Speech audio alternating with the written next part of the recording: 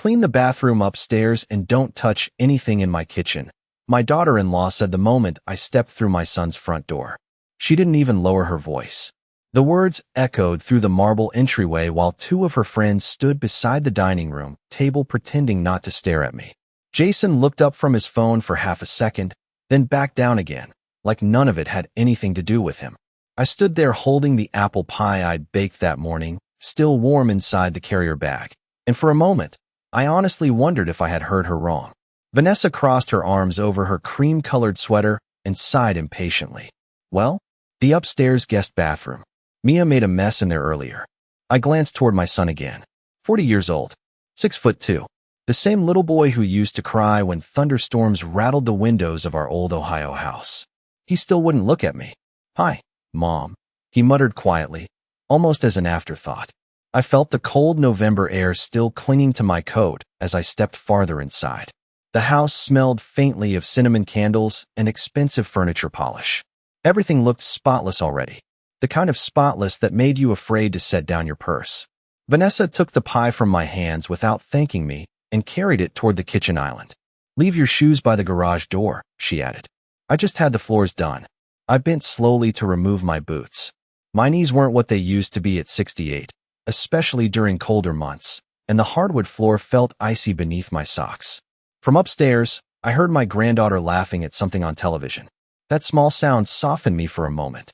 Mia was the reason I kept coming back here, even when every visit left me feeling smaller than before. The cleaning supplies are under the sink, Vanessa called out casually while scrolling through her phone. And don't use the white towels.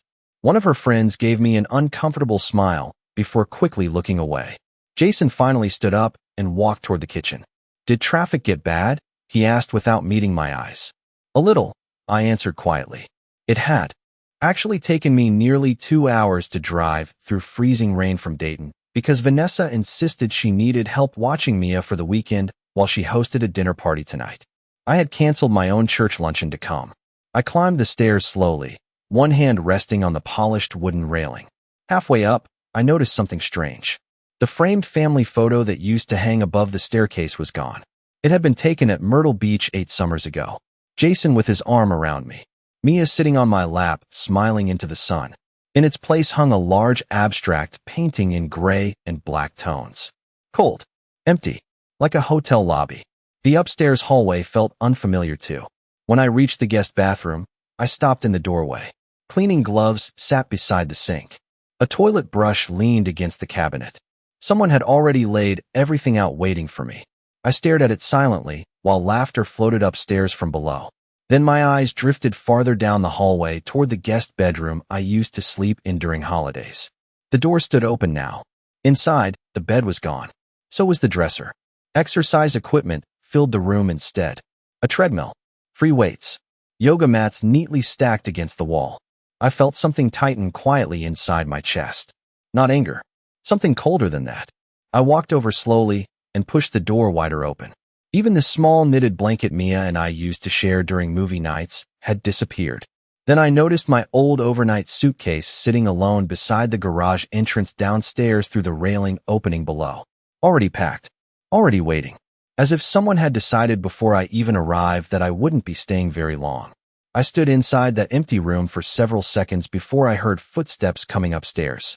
I quickly stepped back into the hallway, just as Mia appeared holding her tablet against her chest. Her blonde hair was tied into a messy ponytail, and she wore fuzzy pink socks that slid slightly across the hardwood floor. The moment she saw me, her face lit up for the first time that day. "Grandma," she shouted before throwing her arms around my waist. I closed my eyes and held her tightly. She still smelled like strawberry shampoo and bubblegum. For one small moment, everything else disappeared. "I thought you were coming tomorrow," she said. "Your mom asked me to come today instead," I answered softly. Mia pulled away and glanced toward the stairs before lowering her voice. "Mom has been in a bad mood all week." Children always noticed more than adults thought they did. I brushed a strand of hair away from her face and smiled gently. "Adults get stressed sometimes." She nodded but did not look convinced. Downstairs, Vanessa's laughter rang through the house again, sharp and polished like glass tapping against glass. Mia leaned closer to me. "Mom said you might not stay here anymore." The words landed quietly, but they settled heavily inside my chest. Did she? I asked carefully. Mia nodded. She said old people are happier in communities with people their own age. I forced a small smile that barely held together. Well, I think I still like hearing your cartoons too much for that. Mia grinned for a second before her expression faded again. Grandma. Yes, sweetheart. Did you do something bad? Children asked questions adults were too careful to say out loud. I stared at her little face and suddenly realized someone had been filling her head with things while I was not there. No, I said quietly. I do not think I did. Mia studied me for another moment, then wrapped her arms around me one more time before running back downstairs after Vanessa called her name. I listened to the sound of their footsteps fade away. Then the silence returned. Slow, heavy, uncomfortable. I finally walked into the bathroom and stared at the supplies beneath the sink. The room barely needed cleaning. A few towels sat crooked near the bathtub. Some water spots marked the mirror. That was all. Still, I picked up the gloves and began wiping down the counter anyway. The sound of laughter drifted upstairs from below while I cleaned.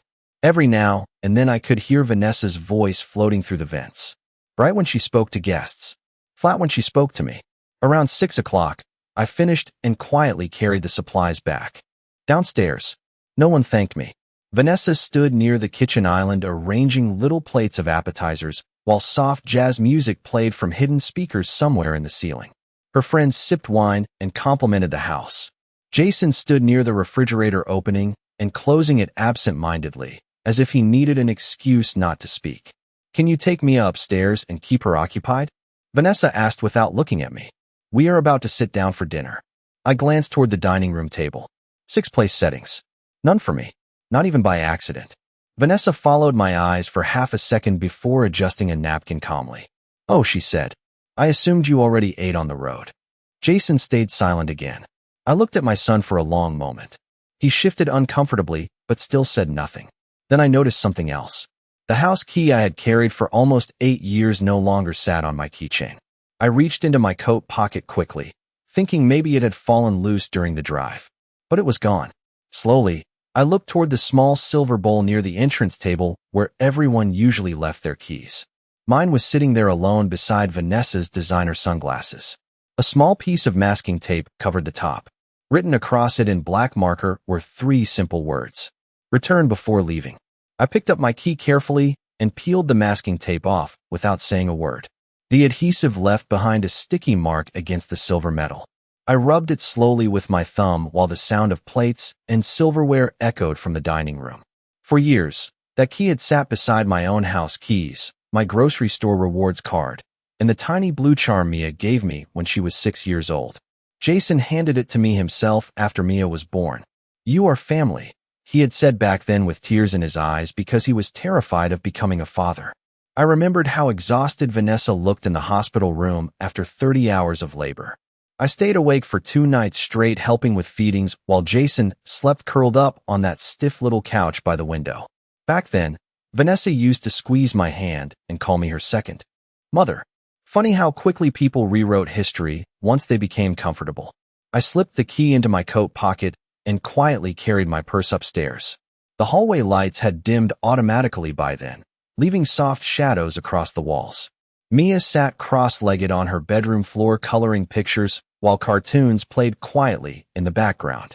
Grandma, look, she said excitedly, holding up a drawing of a yellow house with flowers all around it. That is beautiful, I told her honestly. Who lives there? Me and you, she answered without hesitation. My throat tightened suddenly. I sat beside her on the carpet while she carefully switched crayons between tiny fingers stained blue and green. Mom says we might move soon, she added casually. Move where? I asked. Mia shrugged. A bigger house maybe. Mom said Grandpa's money will finally help us now. My hands went still in my lap. Grandpa's money. My husband Noel had been gone for almost 18 months. He worked 43 years building his construction company from nothing but 2 pickup trucks and a borrowed trailer in Columbus. Every winter, he came home with cracked hands and aching knees, but he always smiled when he walked through the front door because he said providing for family made him feel useful. Hearing his life reduced to money by a 10-year-old child felt like watching fingerprints slowly disappear from glass. Who told you that? I asked gently. Mia kept coloring. Mom talks about it on the phone. Downstairs, another burst of laughter floated upward. Then I heard Vanessa's heels clicking sharply against the hardwood floors below. Mia, she called. Bedtime in 20 minutes. Mia rolled her eyes dramatically after her mother disappeared again. She gets mean when her friends are here, she whispered. I forced a faint smile. Adults say things they do not always mean. But even as I said it, I knew that was not true anymore. Vanessa meant every word. Maybe worse. Around 8:30, I tucked Mia into bed while rain tapped softly against the bedroom windows. She reached for my hand before I stood up to leave. Grandma. Yes. Are you coming back for Christmas? Such a small question. Such a painful one. I hope so, I answered quietly.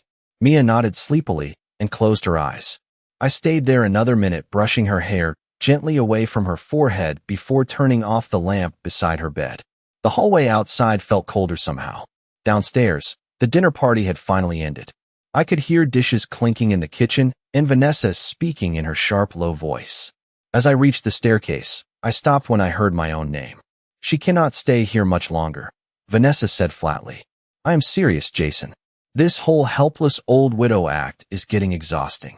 Silence followed. Then my son answered quietly. I know. Those two words hurt more than everything else combined. I stayed frozen near the staircase long after their conversation ended. The kitchen faucet turned on. Cabinet doors opened and closed softly. Life continued downstairs as though nothing important had been said at all. That was the strangest part about cruelty. People served it beside appetizers and folded napkins. Quietly, casually, like weather. I walked back toward the small guest room at the end of the hallway, even though it no longer belonged to me. The treadmill inside gave off a faint rubber smell mixed with lavender air freshener. Someone had placed decorative baskets against the wall where my overnight things used to sit during holidays. Even the lamp Noel bought at a flea market in Tennessee had disappeared. I lowered myself slowly onto the edge of the workout bench and stared at the dark television screen across from me. My reflection looked older than I remembered. Tired eyes, gray hair escaping the clip at the back of my head. A woman slowly being erased from places she once helped build. I thought about Noel then. About the way he used to whistle every Sunday morning while making pancakes too large for the plates. About his heavy work boots lined neatly beside the garage door. About the night, years ago, when Jason announced he wanted to propose to Vanessa. We had all gone out to dinner at a steakhouse near the riverfront downtown. Vanessa wore a pale blue dress and kept calling me Miss Helen because she said Mom felt too personal too. Soon. She was polite back then. Careful. She laughed at Noel's stories even when they were not funny. After dinner, she hugged me tightly outside the restaurant and whispered, I hope one day I can become part of this family. I remember believing her completely. Noel did not. A few weeks after the wedding, he stood beside me in our kitchen drying dishes while rain hammered the windows outside. Jason loves too blindly, he said quietly. That girl pays attention to money the way some people pay attention to oxygen. I laughed at him back then, told him he was being unfair. Noel only shrugged and handed me another plate. Maybe I am wrong, he said. I hope I am. The memory sat heavily inside me now, because deep down, I knew exactly when everything had started changing. Not after Noel died. Before that, much before, Vanessa began making small decisions without asking. Holiday dinners moved to her house instead of ours. Family photos stopped including me unless Mia insisted. Jason became harder to reach on the phone. Birthdays became text messages instead of visits. Little things. Tiny cuts spread over years until one day you realized you were bleeding quietly everywhere. Around midnight, I finally stood up and walked downstairs for a glass of water. The house had gone still. Only the refrigerator hummed softly in the dark kitchen. I opened the cabinet, automatically reaching for the mug Noel used whenever he visited Jason's house. Navy blue with a chipped handle. It was gone. In its place sat rows of matching cream-colored mugs arranged perfectly like a showroom display. I filled a glass at the sink and noticed a stack of unopened mail shoved beside the fruit bowl. One envelope caught my attention immediately. The return address belonged to a law office downtown. Hayes and Whitmore Legal Group. Noel's attorney. My fingers paused against the edge of the counter. Another envelope underneath showed the logo of a senior living community in Arizona. Bright, smiling retirees stood beside palm trees on the front brochure. I stared at it for several seconds before hearing footsteps behind me. Vanessa appeared wearing silk pajamas and an irritated expression. Her eyes dropped immediately to the papers in my hands. "That is private," she said coldly. Then she walked forward, took both envelopes from me, and slid them into a kitchen drawer without another word. I did not sleep much after that. Every time I closed my eyes, I saw Vanessa's hand sliding those envelopes into the drawer like someone hiding silverware before company arrived. Around 3 in the morning, the heating system clicked on and warm air drifted through the vents overhead, but the room still felt cold. I lay there staring at the ceiling while rain streaked softly against the windows outside. Somewhere downstairs, the grandfather clock near the dining room chimed each passing hour. Noel bought that clock 22 years ago from an antique shop outside Cincinnati. He spent an entire Saturday fixing the mechanism because he said old things deserved patience instead of replacement. That was the kind of man he was. Careful, loyal, steady. The exact opposite of the atmosphere inside this house now. By 6:30, I gave up trying to sleep and quietly went downstairs. The kitchen was empty except for the faint smell of coffee grounds and vanilla creamer. Pale morning light spilled through the large windows overlooking the backyard. Everything looked polished and untouched, like a furniture showroom no one actually lived in. I started making pancakes for Mia out of habit more than anything else. The simple rhythm of mixing batter and warming the skillet calmed me. For years, breakfast had been the language of our family. Noel used to say people spoke more honestly over pancakes than at any dinner table. The first pancake had just begun bubbling when Vanessa entered the kitchen wearing workout clothes and carrying her phone clipped to her arm. She stopped immediately when she saw me cooking. "What are you doing?" she asked sharply. "Making breakfast," I answered quietly. "Mia likes blueberries in hers." Vanessa set her water bottle down harder than necessary. "We do protein shakes on weekdays now." I looked toward the bowl of blueberries already sitting on the counter. "Fresh, washed, bought yesterday." "I already started," I said softly. Vanessa crossed her arms. "Helen, you cannot keep doing things your way every time you come here." "Your way." The words settled heavily between us. Mia shuffled into the kitchen a minute later, rubbing sleep from her eyes. The moment she smelled pancakes, her entire face brightened. "Grandma made breakfast?" she asked excitedly. Vanessa forced a tight smile without looking at me. "Just one pancake," she told Mia. "You still have soccer practice later." Jason entered a few minutes after that, already dressed for work. He kissed Vanessa on the cheek, grabbed his coffee tumbler, and barely acknowledged the plate I set near him. "Thanks," he muttered distractedly while scrolling through emails on his phone. The silence around the table felt rehearsed somehow. Mia happily ate, while Vanessa checked social media, and Jason answered work messages. Nobody spoke to me unless necessary. Halfway through breakfast, Vanessa suddenly pushed a folder across the table toward me. "There is actually something we wanted to discuss while you are here," she said smoothly. My fingers paused against the coffee mug. Jason finally looked up, though only briefly. "It is probably for the best," he added quietly. Inside the folder sat glossy brochures from retirement communities. Arizona, Nevada, Florida. Smiling gray-haired couples stood beside swimming pools and golf carts beneath bright sunshine. One brochure had a yellow sticky note attached to it. "Affordable monthly payment options. You would have friends your age," Vanessa continued carefully. "Activities, support, less stress." I stared down at the pages without speaking. "We are just worried about you being alone," Jason added, though his voice lacked conviction. Alone. Such an interesting word coming from people who only called when they needed babysitting or holiday photos. I slowly closed the folder and rested both hands on top of it. Then I noticed another paper partially sticking out beneath the brochures. A legal document. My name typed neatly across the top beside the words "Durable Power of Attorney." I did not touch the document right away. My eyes stayed fixed on those words while the sounds around the table slowly faded into the background. Durable Power of Attorney.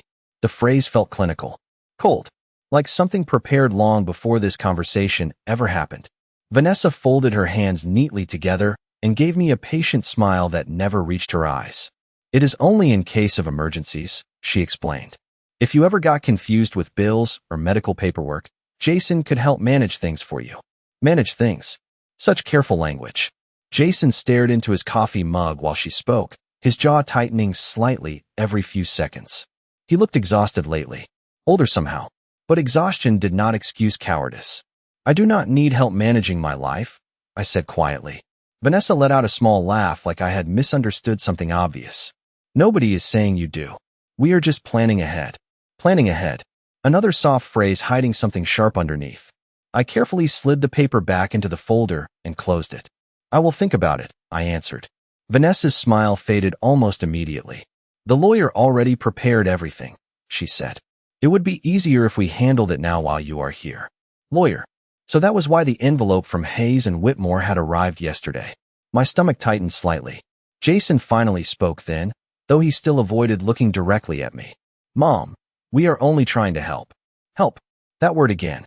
Funny how often people used it right before taking something from you.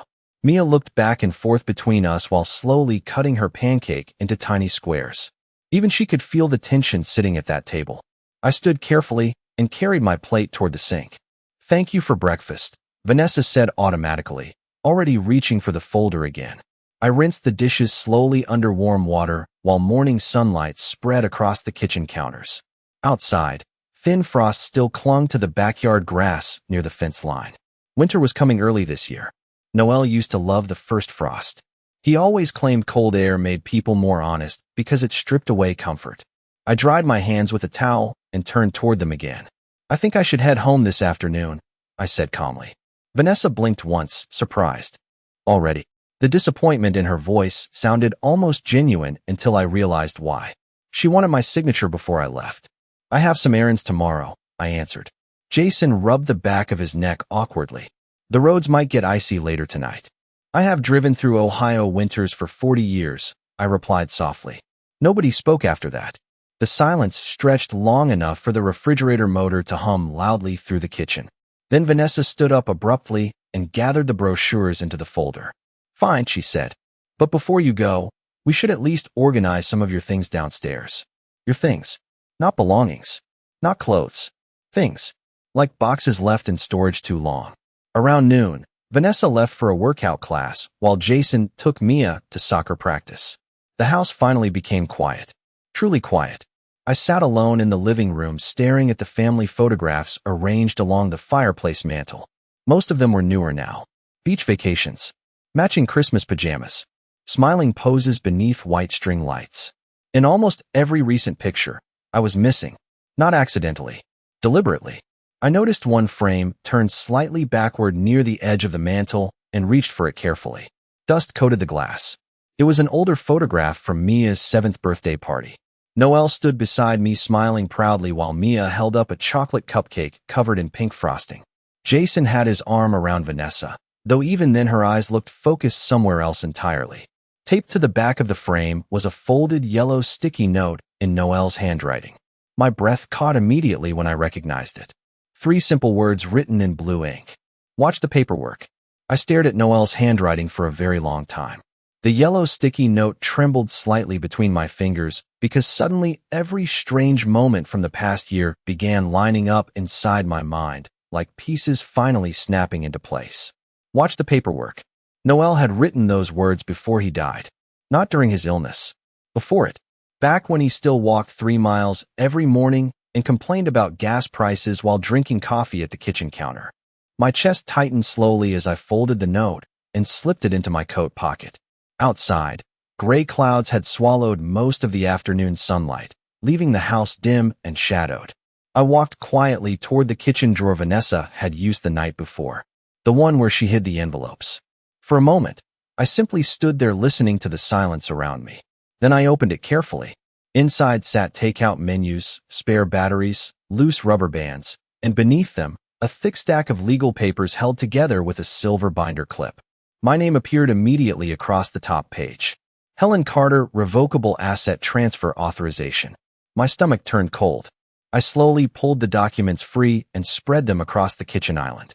Some pages listed my condo in Dayton. Others mentioned banking access and medical authority. Several signature lines had yellow tabs already attached beside them waiting for initials. Waiting for me. But that was not the worst part. Halfway through the stack, I found an email printout from a real estate agent discussing estimated market value for my condo if prepared for immediate sale after relocation. Relocation. Such a clean little word for removing someone from their life. I kept reading.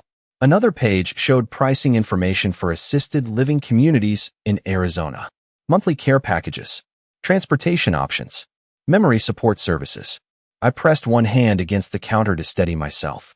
They had planned all of this already. Every brochure, every conversation, every carefully chosen word over breakfast. Even Mia's comments suddenly made sense now. While I stood there staring at the papers, my phone suddenly vibrated inside my coat pocket.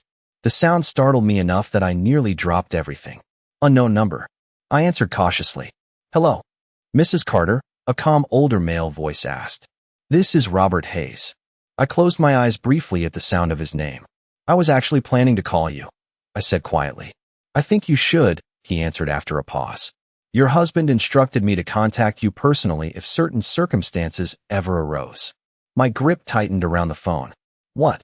Circumstances? Silence lingered for a second too long. Then his voice lowered carefully. Mistreatment. Financial pressure. Isolation from family assets. Noel was very specific. I looked down again at the documents spread across the counter. You knew this might happen? Your husband hoped it would not, Robert said gently.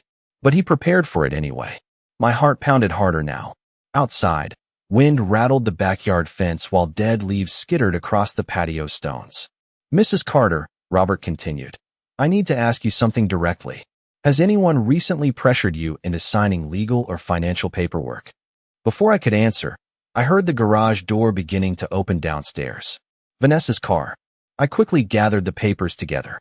They just got home, I whispered. Robert's tone sharpened immediately. Do not sign anything. Not today. Not tomorrow. I need to meet with you privately as soon as possible. Footsteps echoed through the mudroom.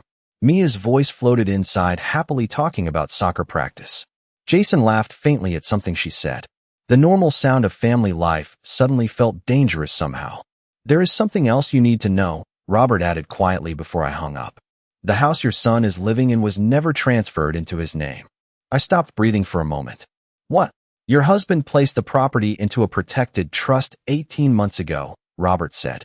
And according to the conditions inside that trust, ownership changes immediately if you are ever displaced from the home or pressured into assisted relocation. The kitchen door opened behind me just as those words settled into place. Vanessa stepped inside carrying shopping bags and froze when she saw the paperwork spread across the counter. Vanessa's eyes dropped immediately to the documents spread across the kitchen island. For the first time since I arrived, her expression cracked. Not fear exactly. Calculation. Fast and sharp behind those perfectly controlled features. Jason stepped in behind her carrying Mia's soccer bag over one shoulder. What is going on? He asked. Nobody answered right away. I slowly placed the papers back into a neat stack while Robert's final words still echoed inside my head. The house was never transferred into Jason's name. Vanessa set her shopping bags down carefully without taking her eyes off me. Why are you going through private paperwork? She asked coldly. I noticed she did not ask which paperwork. She already knew. I was looking for a glass, I answered calmly. Then I found documents about selling my condo. Jason's face changed slightly at that. Not shock. Guilt. Small but unmistakable. Mia looked between us holding her soccer cleats against her chest. Mom? She asked quietly. Vanessa immediately softened her voice. Go upstairs, sweetheart. Mia hesitated before slowly climbing the stairs. I waited until her bedroom door closed overhead. Then I looked directly at my son for the first time all day. Were you planning to move me into assisted living without even asking me? Jason rubbed both hands across his face tiredly. Mom, it is not like that. Then explain it to me. My voice stayed calm. That seemed to unsettle Vanessa more than anger would have. You live alone, she cut in quickly. You forget things sometimes. You should not even be driving 2 hours by yourself in bad weather. I stared at her quietly. Last Christmas, she forgot Mia at dance practice for 40 minutes because she was getting her nails done. But somehow I was the unreliable one. I still pay all my own bills, I replied. I still volunteer at church twice a week. I still drive myself to every doctor appointment. Vanessa folded her arms tighter. This is exactly why we were trying to help before something bad happened. Help again. Always that word. Jason finally stepped closer to the island. Mom, he said carefully, the condo is getting harder for you to maintain. Maybe somewhere smaller would be easier. Smaller. Easier. Managed. Relocated. Every sentence sounded polished in advance, like lines rehearsed on the drive home from soccer practice. I looked down at the legal documents again. Yellow tabs still marked the places where they expected me to sign. My chest no longer felt hurt now. Just clear. Clear in a way that only comes after disappointment finally stops surprising. Did Vanessa write all this? I asked quietly. Jason hesitated too long. That was answer enough. Vanessa reached for the papers suddenly. This conversation is becoming dramatic for no reason.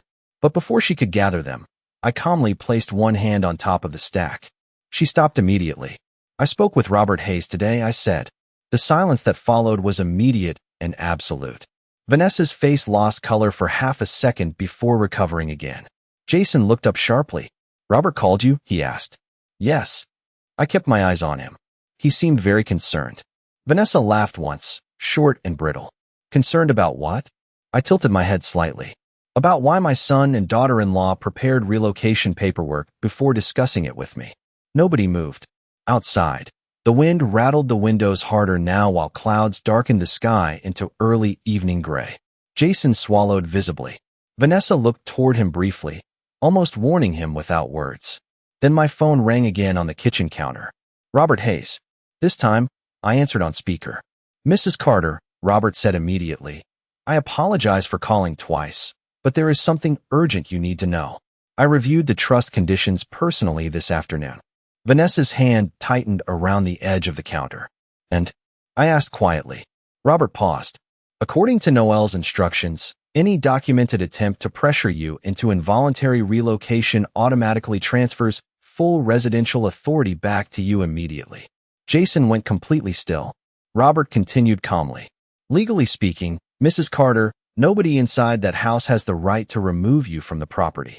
In fact, the ownership structure may be the exact opposite of what they believe. The kitchen fell so quiet after Robert's words that I could hear the second hand ticking on the clock above the stove. Nobody moved. Nobody even seemed to breathe. Vanessa stared at the phone on the counter as though it had suddenly become dangerous. Jason looked pale beneath the overhead lights. I kept one hand resting calmly on the stack of documents while Robert continued speaking through the speakerphone. Noel was very clear about his concerns, he said carefully. He wanted Helen protected legally and financially in the event she was ever pressured, manipulated, or displaced from the residence. Vanessa finally found her voice. This is ridiculous, she snapped. That house belongs to Jason. Robert did not hesitate. No, Mrs. Carter. It does not. The silence afterward felt heavier than anything said before it. Outside, rain began tapping softly against the kitchen windows again. Jason lowered himself slowly into one of the dining chairs like his knees suddenly could not hold him anymore. Dad never told me any of this, he said quietly. Robert's voice softened slightly. Your father loved you very much, Jason. But he also understood how quickly families can change when money and property become involved. Vanessa shook her head immediately. So what now? You were saying she owns the house. I looked toward her for the first time since the call began. Not with anger. Just clarity. Robert answered before I could. The trust grants Helen full residential authority effective immediately due to documented relocation pressure. Vanessa let out a short, bitter laugh. Documented. Her eyes moved toward the paperwork still spread across the counter. Toward the brochures. The unsigned power of attorney forms. The retirement community pamphlets. Slowly, her expression changed. She realized it then. They had created the evidence themselves. Jason rubbed both hands over his face again and stared at the floor. Mom, he whispered weakly. We were only trying to figure things out. I studied my son quietly. The little boy who once ran into my arms after baseball practice because he scraped his knee sliding into second base. The teenager who cried after his first heartbreak at 16. The grown man who now sat silently while his wife prepared papers to remove me from my own life. Somewhere along the way, he stopped seeing me as a person and started seeing me as a problem to manage. That realization hurt more than anything Vanessa ever said. Robert cleared his throat softly through the phone. Mrs. Carter, I would strongly advise you not to sign anything and to meet with me tomorrow morning. I can also arrange temporary legal restrictions regarding property access if necessary. Vanessa's eyes widened slightly. Temporary restrictions? She repeated. Robert remained calm. Standard protective procedure. For the first time since I arrived, Vanessa looked uncertain. Truly uncertain.